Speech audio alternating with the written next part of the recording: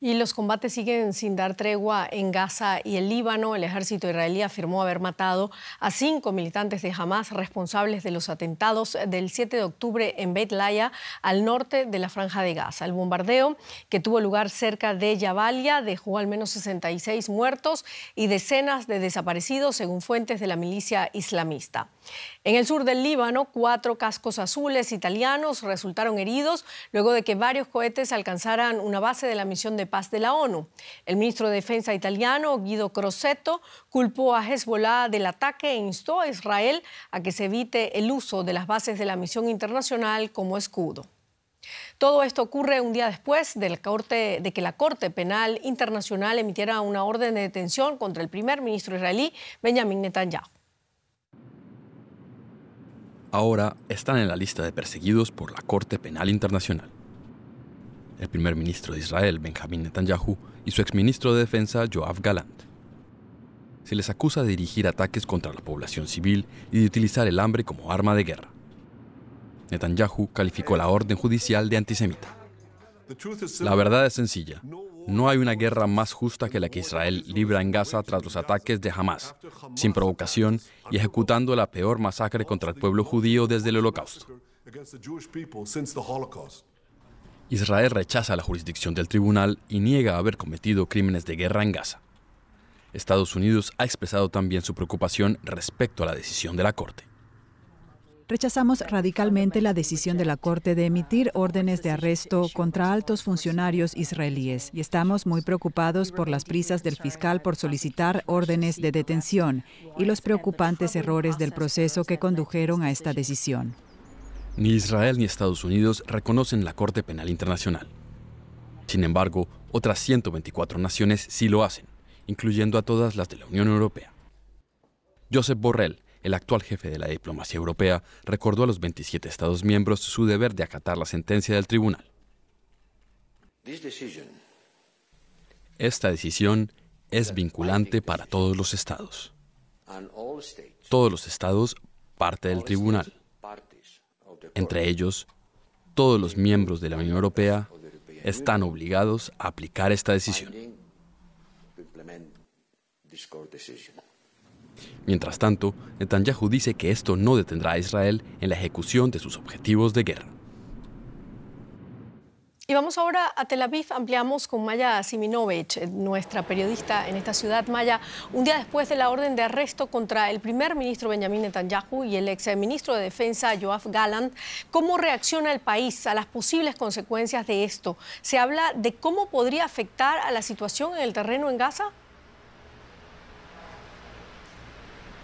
Hola Silvia, se sigue hablando durante todo el día hoy de cómo de verdad las ramificaciones de esta sentencia podrían alcanzar a otros sectores de Israel. Israel es un país en el que el ejército es todo el mundo y todo el mundo está llevando a cabo órdenes dictadas por el ejército y en última instancia por el gobierno.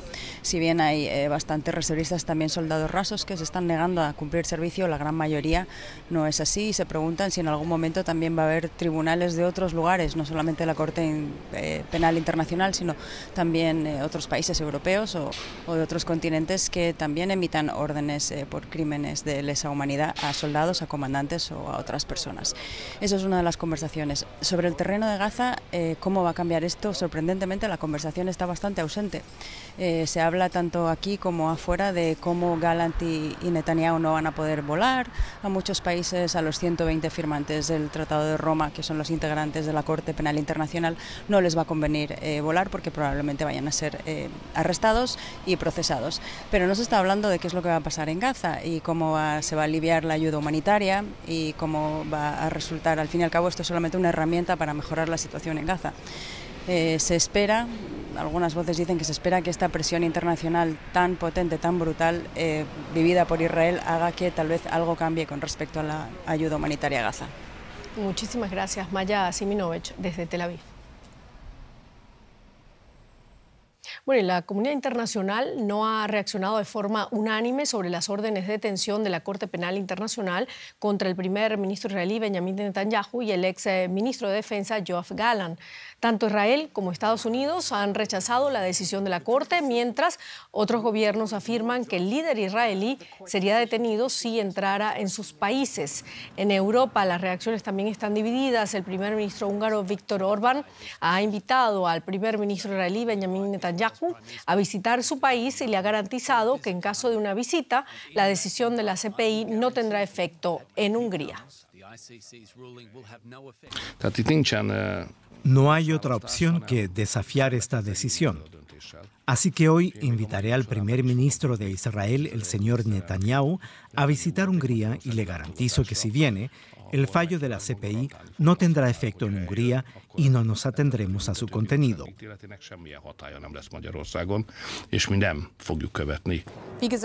Cumplimos las normativas nacionales, europeas e internacionales. Por eso examinamos qué significa esto exactamente en términos de implementación nacional. El secretario general respeta el trabajo y la independencia de la Corte Penal Internacional, nada más que agregar. Esto significa que hoy el pueblo palestino sabe que sus clamores y esfuerzos exigiendo justicia y rendición de cuentas por los crímenes cometidos contra ellos están siendo escuchados y avanzan. Sí, a veces la justicia toma más tiempo que las balas y las bombas, pero al final hemos alcanzado un punto de no retorno. El pueblo palestino merece justicia. Las instituciones legales existen para exigir responsabilidades y cumplir las exigencias de la justicia, por lo que esta decisión debe tratarse con respeto. Bueno, aquí en Alemania el gobierno recordó su relación histórica con Israel. El vocero del gobierno, Steffen Hebestreit, afirmó que no se tomará ninguna medida adicional si no se planifica una visita de Netanyahu. Por un lado, reconocemos la importancia de la Corte Penal Internacional y por otro, tenemos nuestra responsabilidad histórica. Nuestra postura debe comprenderse a la luz de estos dos aspectos. Teniendo eso en cuenta, considero difícil de imaginar que llevemos a cabo detenciones aquí en Alemania. Nuestra corresponsal política, Úrsula Moreno, ha seguido hoy las reacciones del gobierno alemán, al que se preguntó varias veces por su proceder frente al Ejecutivo israelí. Al gobierno alemán le incomoda enormemente la orden de arresto emitida por la Corte Penal Internacional. Le obliga a hacer complicados ejercicios de equilibrismo para explicar cómo, por un lado, respeta la legitimidad del tribunal y, por otro, no quiere violentar a Israel, un país con el que tiene compromisos más profundos que otras naciones por evidentes razones históricas. Por eso intenta ganar tiempo cuando dice que examinará a fondo las medidas adicionales. El vocero del gobierno, Steffen Hebestreit, solo contestó con evasivas hoy a los periodistas cuando preguntaron por el proceder de Alemania si Benjamin Netanyahu decidiera poner un pie en Berlín o si la ministra de Exteriores, Annalena Baerbock, que ha viajado 12 veces a Oriente Próximo desde los ataques terroristas de Hamás, piensa hacerlo próximamente. No sabe, no contesta. Dijo que no hay tales viajes planeados de momento. Sí insistieron, tanto de Exteriores como desde Cancillería, en que Alemania participó en la redacción del Estatuto de la Corte Penal y que es uno de sus mayores defensores. También esto es resultado del Holocausto. El mismo Hebestreit dijo que la postura alemana se mueve en un espacio de tensión y esta tensión pudo percibirse claramente hoy en Berlín.